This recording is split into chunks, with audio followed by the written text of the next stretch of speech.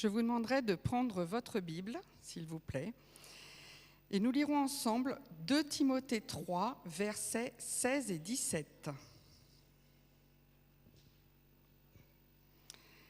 Toute écriture est inspirée de Dieu et utile pour enseigner, pour convaincre, pour corriger, pour instruire dans la justice, afin que l'homme de Dieu soit accompli et propre à toutes bonnes œuvres.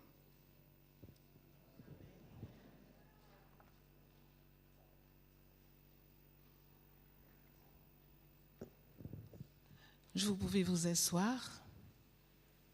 Aujourd'hui, c'est la journée de l'école du sabbat.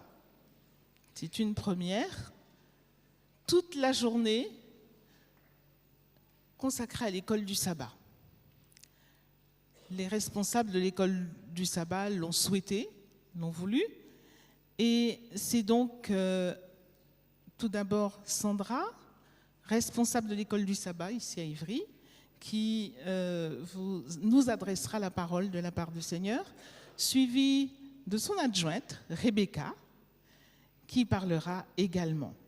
Nous vous souhaitons que l'Esprit de Dieu puisse se saisir de vous et que vous puissiez nous adresser le message qui vous a été donné pour le peuple de Dieu.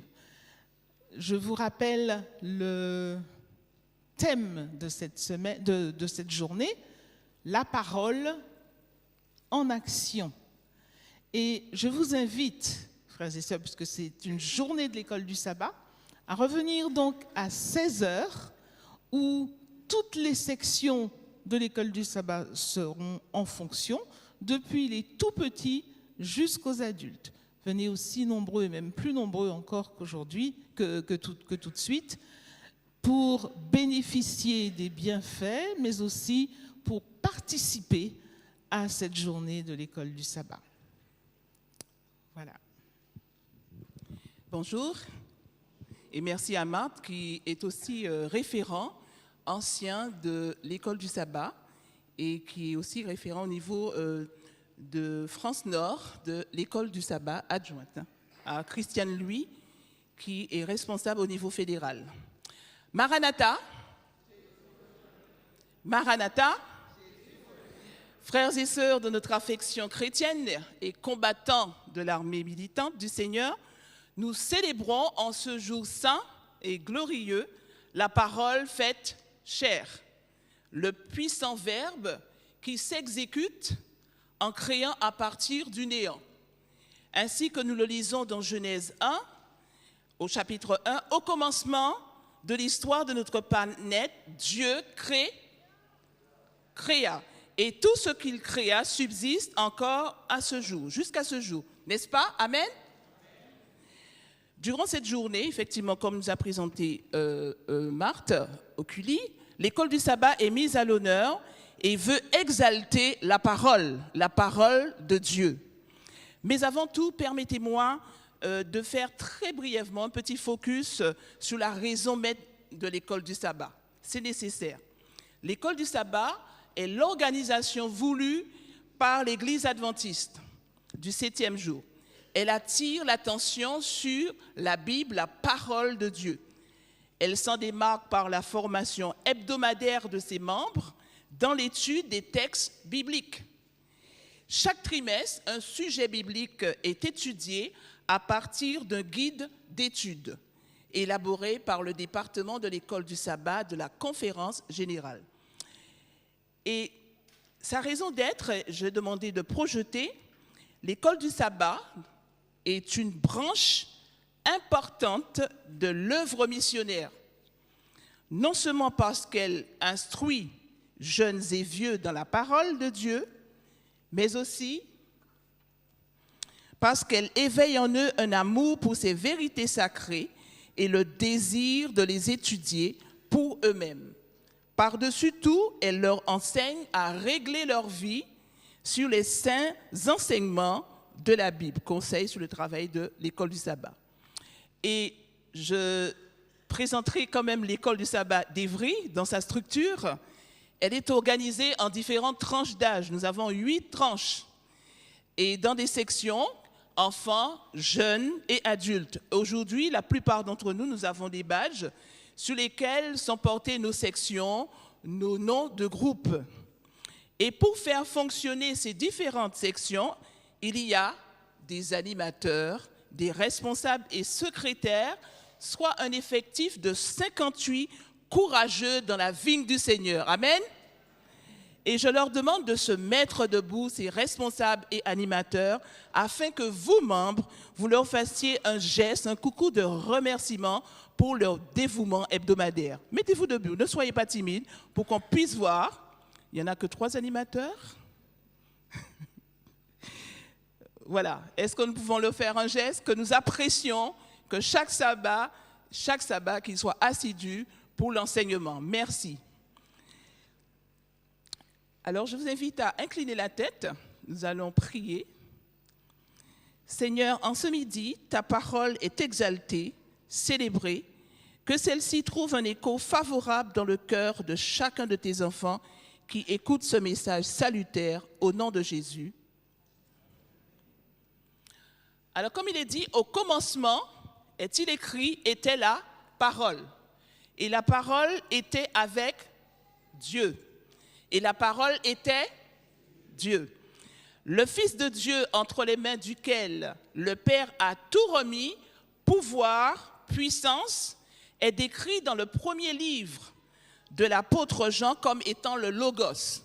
La parole qui s'est faite chair, vous pouvez trouver cela dans Jean 1, verset 14. Nous n'allons pas le lire. En effet, Jésus-Christ, la parole rendue vivante dans nos cœurs, par l'action du Saint-Esprit, est venu en personne dans nos régions terrestres, au jour de son incarnation, c'est-à-dire au temps de sa naissance. Il nous a parlé par les hommes de la Bible. Ensuite, il est venu lui-même, et aujourd'hui encore, particulièrement ce midi, il s'adresse à nous par la Bible. Et il est question encore et surtout de lui. Reconnaissons-le, à travers la parole écrite, la Bible, aussi appelée les Saintes Écritures, révélée et inspirée de Dieu, elle est unique, car elle est la parole dans laquelle on y trouve le caractère de Dieu, le cœur même de Dieu, c'est-à-dire son amour, sa fidélité.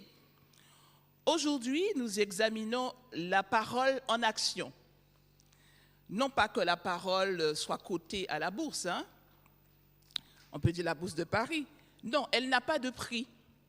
Elle est inestimable. Simplement, il s'agit pour nous aujourd'hui de témoigner que la parole révélée n'est pas inerte, ni une simple lettre écrite, mais elle est vivante, elle est en mouvement, elle est active, elle agit, elle dynamise, elle transforme, d'où le thème du jour, la parole en action. 2 axes seront présentés, la parole en action dans la vie du croyant et la parole au service des autres avec notre sœur Rebecca. Mais au préalable, mettons en lumière quelques descriptions de la parole. La parole du Verbe puissant nous apparaît sous l'image d'un marteau qui brise le roc. C'est Jérémie qui nous le dit dans son livre au chapitre 23, verset 29.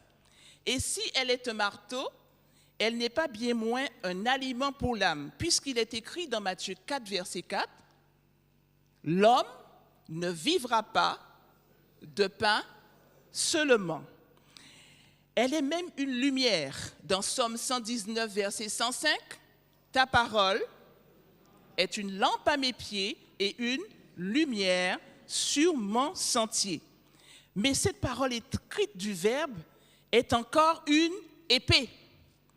Suivons la lecture d'Éphésiens 6, verset 17, avec notre jeune Steven de la section de l'EDS mise au point. C'est une section entre 10 et 11 ans. Il nous fera la lecture. Prenez aussi le casque du salut et l'épée de l'esprit qui est la parole de Dieu. Merci. L'épée est l'unique arme offensive de toute l'armure du combattant. Encore une autre description de la parole, elle est vivante. C'est notre frère Jacob Gras de la section des jeunes adultes qui nous fera la lecture d'Hébreux 4, le verset 12. Car la parole de Dieu est vivante et efficace, plus tranchante qu'une épée quelconque à deux tranchants, pénétrante jusqu'à partager âme et esprit, jointure et moelle, elle juge les sentiments et les pensées du cœur. Amen. Amen. Cette parole nous apporte, comme dit le texte, la vie. La parole est Jésus lui-même. Cette parole fait ce qu'elle dit. Si nous parcourons les lignes des sublimes louanges de David, nous découvrirons aussi l'effet de sa voix comme de sa parole, parce qu'il ne fait pas seulement entendre sa voix. Elle s'adresse aussi à ceux qu'il a créés. Cette voix résonne, commande, elle revigore, elle fait revivre. Et en fait, la parole est également puissante pour tous ceux qui y croient. Et nous avons vu que le plus grand de ces miracles a témoigné de son pouvoir, de sa force, de son autorité au cimetière de Béthanie, quand il appela Lazare, sors. Ce rappel de la mort à la vie produisit sur un cadavre, chers frères et sœurs, déjà en décomposition, un choc de puissance. Et je dis Amen. Si le son de sa voix électrisa le cadavre, sa parole rendit la vie à Lazare. N'est-il pas écrit « Je suis la résurrection et la vie » ? De même que la voix puissante de Jésus a relevé Lazare d'entre les morts, cette même parole puissante a le pouvoir de nous redonner la vie. Aujourd'hui, de nous relever de nos chutes, de nous relever de notre léthargie spirituelle. La Bible est donc bien la transcription vivante de la voix de Dieu. La parole de Dieu est réellement vivante. C'est bien d'une personne qu'il s'agit, Jésus lui-même. La parole est donc efficace. Pour permettre à cette parole vivante de produire son efficacité dans notre vie, je dois accepter son autorité, la recevoir.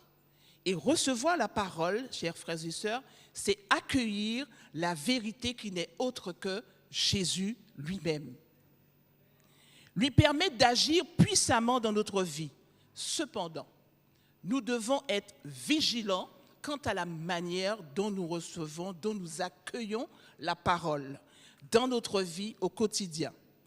Dans l'évangile de Luc au chapitre 8, nous n'allons pas le lire, vous connaissez, chapitre 8, versets 4 à 15, la parabole du semeur.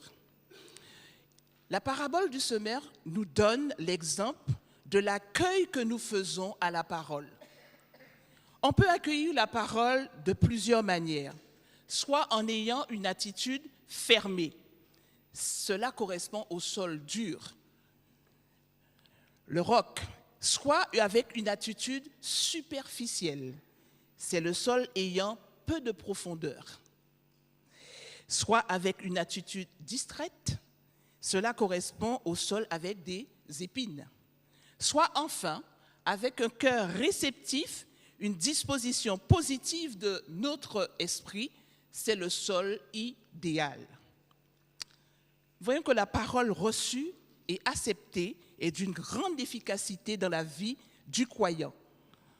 Elle opère une œuvre de transformation en lui par l'entremise du Saint-Esprit. Dans 2 Timothée 3, verset 16, il est écrit « Utile pour enseigner, pour convaincre, pour corriger, pour instruire dans la justice. » Qu'est-elle capable donc d'opérer dans la vie du croyant ? La parole est capable d'enseigner, c'est-à-dire apprendre les doctrines et enseignements du Maître. Quel est le moyen par excellence que le Saint-Esprit inspira nos pionniers de mettre en œuvre? C'est l'école du sabbat qui permet, entre autres, de rester en contact continu avec la parole écrite, notre manuel d'instruction. au sein duquel le Verbe nous enseigne.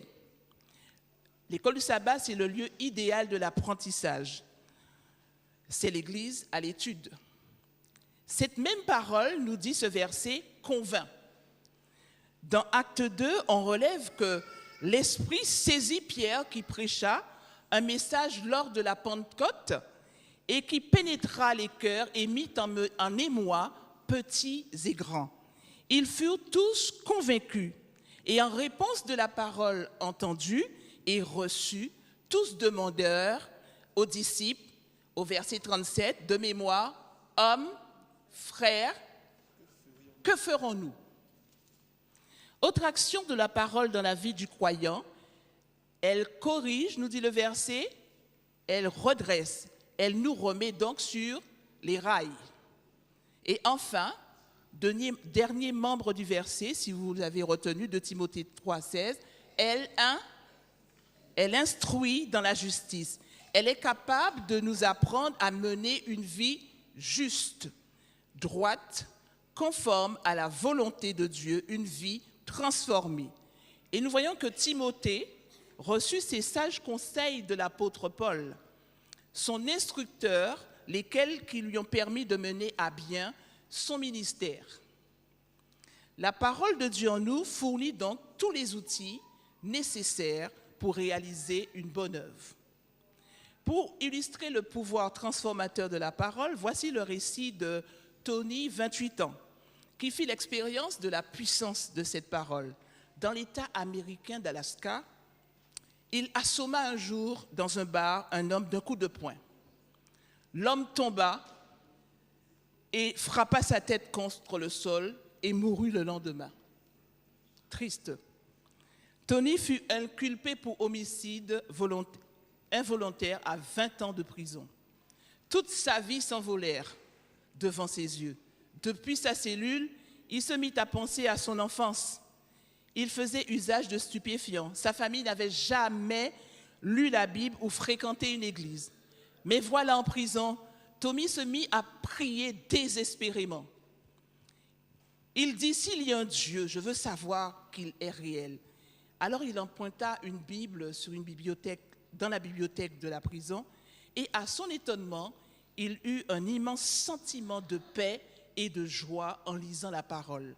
Il trouva un espoir spécial dans cette promesse de Deutéronome 31, verset 6, un des premiers versets de la Bible qu'il a mémorisé.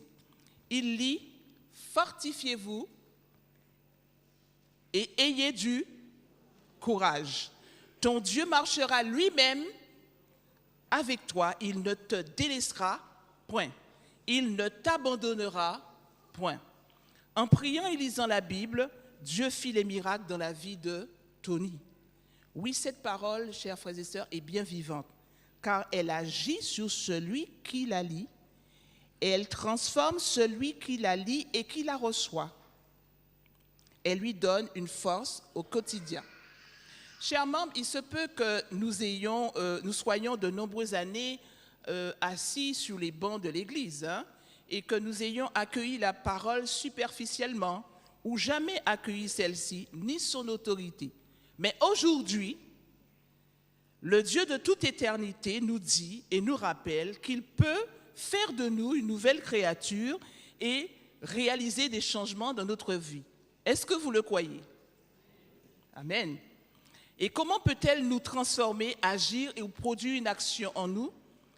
Dans les colonnes de son livre, le prophète Jérémie nous donne l'assurance de son efficacité au chapitre 15, verset 16.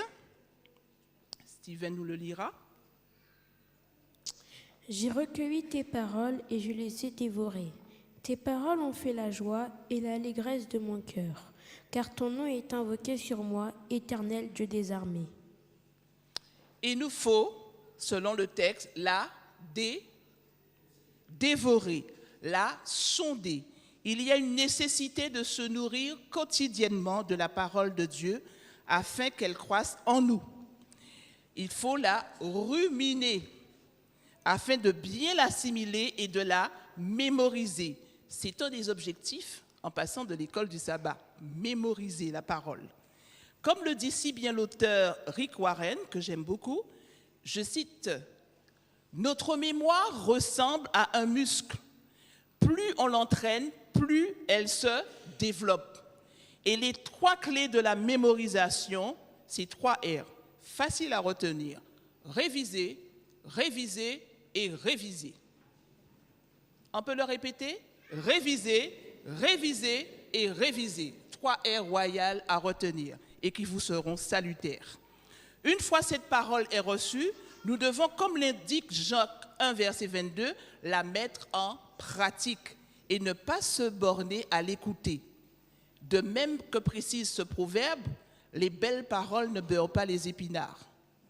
En tant qu'enfant de Dieu, réceptif à la parole, transformé par celle-ci, ayant eu le bénéfice de l'action de la parole dans notre vie, nos actes doivent être en conformité avec ces paroles. Jésus repoussa les tentations par les Écritures en disant seulement « il est écrit ». Convenons que la vie d'un chrétien est impossible sans la Bible. Sans la parole, il est encore impossible d'être propre à toute bonne œuvre, de gagner des âmes. Et oui, la parole nous met au service des autres, elle ne nous laisse pas oisifs. Comme nous l'a dit Sandra, la parole de Dieu ne nous laisse pas oisifs. Amen. Gloire à Dieu. Eh bien, cette parole nous pousse vers les autres, nous pousse à nous tourner vers les autres. Il est important de permettre à la parole vivante d'agir en nous afin qu'elle nous rende aptes au service divin. Amen. Oui, frères et sœurs, nous le lisons donc dans 2 Timothée 3, verset 17, en deuxième partie, que cette parole a le pouvoir de nous transformer, de nous rendre aptes à servir, parce que jour après jour, année après année, nous recevons cette parole en nous. Jean-Baptiste disait à ses contemporains en voyant venir Jésus à lui, « Moi, je vous baptise d'eau, mais celui-ci vous baptisera de feu et d'esprit. » La parole de Dieu, la parole vivante, la parole puissante doit nous dynamiser, doit nous communiquer le feu qui est en elle. Amen. Afin de pouvoir nous lever et de partir prêcher ce message. Nous n'allons pas nous contenter de nous engraisser spirituellement sur les bancs de l'église. Être des chrétiens grassouillets, c'est bien d'être en bonne santé. Mais à un moment, le but, l'objectif divin, par le biais de l'école du sabbat, comme nous l'a rappelé à plusieurs reprises Sandra, c'est de nous instruire, c'est de nous permettre de devenir des instruments puissants entre les mains du Saint-Esprit. Oui, bien sûr, car l'amour du Christ nous presse. Nous connaissons cette devise, n'est-ce pas? Oui. Donc, comme les disciples, la parole vivante et puissante ne nous laissera point oisifs, mais elle nous poussera à témoigner notre foi. C'est l'un des buts de l'école du sabbat. Donc, si la parole habite en nous, nous serons débordants et même brûlants d'amour pour le Christ et pour les âmes pour qui il a donné sa vie, dans le seul but de les conduire à lui. Il est écrit dans Proverbes chapitre 11 et au verset 30, « Le fruit du juste est un arbre de vie, et celui qui gagne des âmes est sage. » Lorsque nous aurons permis à la parole puissante d'agir dans nos vies, le Saint-Esprit pourra nous utiliser comme Philippe, dont nous lisons le récit au chapitre 8 du livre des Actes. Vous vous souvenez que Philippe était l'un des diacres nommés par les apôtres afin de servir aux tables, mais il était dit que ces hommes devaient être remplis du Saint-Esprit. Vous comprenez bien que nous ne pouvons pas servir Dieu si nous ne sommes pas en étroite communion avec lui. Nous pouvons lire dans ce récit comment Philippe, seul, allait dans la ville de Samarie prêcher le Christ. Et des foules venaient l'écouter et se donnaient aussi à Christ. Amen. Voilà le pouvoir de la parole dans la vie d'un chrétien.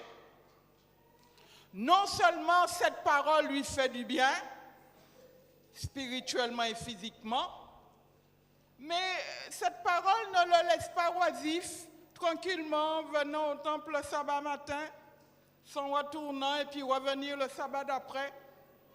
Non, chers frères et sœurs, la parole nous met le feu de Dieu afin de pouvoir transmettre. Et nous avons pu voir comment le Saint-Esprit va utiliser une fois de plus Philippe afin de venir en aide à un homme, l'Éthiopien, ministre de Candace, venu à Jérusalem pour un séjour de fête spirituelle. Le voilà lisant le livre du prophète Ésaïe sur la personne de Christ,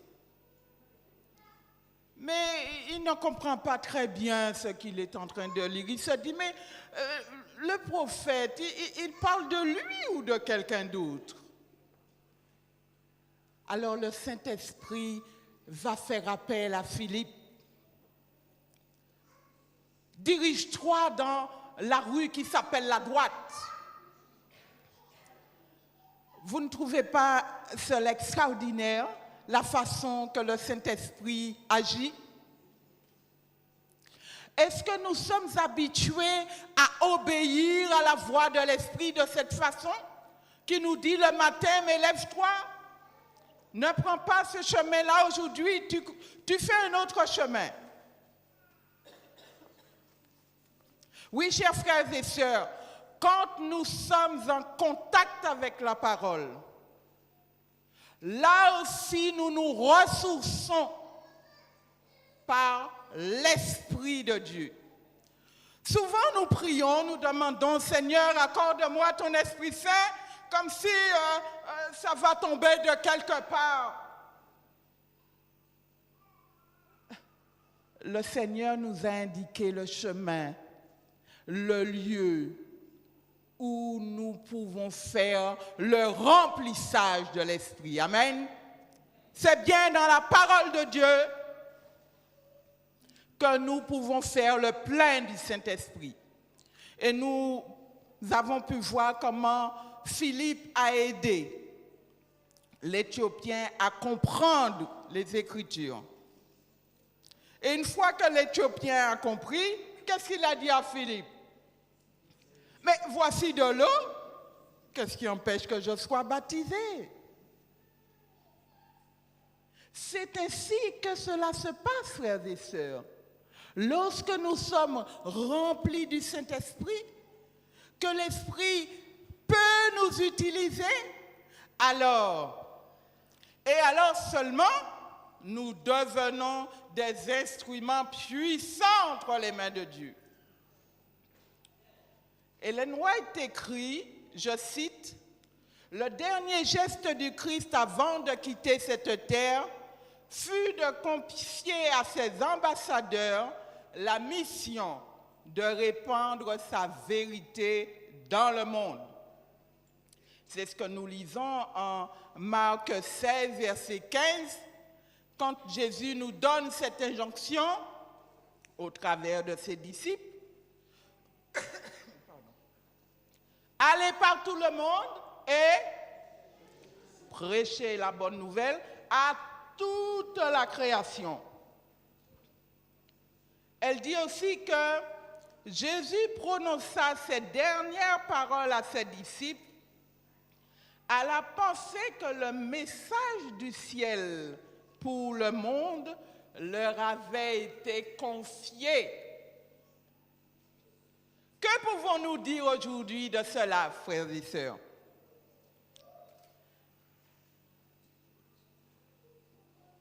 Que Jésus a réussi son coup? Eh bien oui, ces paroles de Jésus ont eu un tel impact sur les disciples que nous sommes ici aujourd'hui. Amen. Ils ne sont pas restés oisifs. La preuve, il est dit d'eux, ces hommes ont bouleversé le monde d'alors par la parole. En ces temps qui sont de la fin, où en sommes-nous dans la connaissance de Dieu?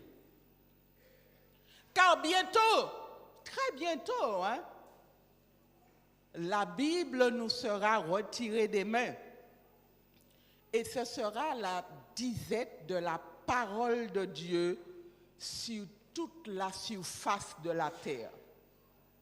Incroyable, mais vrai. De même que les forces célestes collaborèrent avec les disciples et donnèrent de la puissance au message qu'ils portaient, le Saint-Esprit rendit efficaces leurs efforts missionnaires. Les mêmes forces célestes et la même puissance, sinon plus, nous seront accordées pour achever l'œuvre de l'Évangile et prêcher quel message? Le message adventiste au monde entier en cette génération. Dans cette optique, voulez-vous que la parole de Dieu, qui n'a pas perdu ni son éclat, ni sa puissance, vous dynamise et vous transforme, tel Philippe, afin d'être un instrument puissant entre les mains du Saint-Esprit pour achever l'œuvre de l'Évangile? Jésus nous assure de son soutien par ses promesses. De Matthieu 28, verset 18, « Tout pouvoir m'a été donné dans le ciel et sur la terre. » Et au verset 20, il nous dit, « Et voici, je suis avec vous tous les jours jusqu'à la fin du monde. » Chers amis, chers frères et sœurs, semaine après semaine, nous étudions la parole de Dieu au travers des leçons. Comprenons que c'est pour notre instruction et pour que Dieu puisse mettre le feu en nous pour pouvoir partir en vainqueur et pour vaincre. Jésus revient, on attend tranquillement d'être enlevé. Qu'avons-nous fait? Comment serons-nous accueillis? Est-ce que la parole vivante est en moi? Et est-ce que je la laisse me transformer? Écoutons l'appel du Seigneur. Obéissons à son injonction. Et alors seulement, le Maître nous dira, « C'est bien bon, fidèle serviteur, Entre dans la joie de ton maître. Que Dieu bénisse chacun de nous et que nous croissions et grandissions en sagesse, en parole et surtout aussi en action. Que Dieu nous bénisse.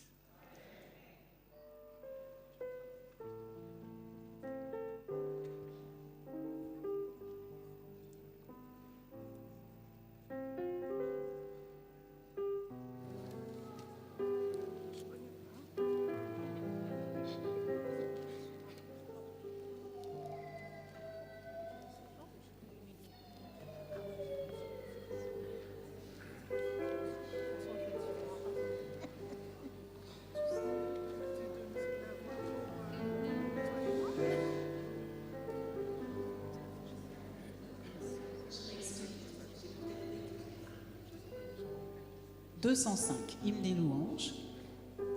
Nous chanterons tous ensemble la 4e strophe. Pour l'instant, écoutez. Et à la fin de la 3e strophe, vous tiendrez debout pour qu'on puisse entamer tous ensemble la 4e.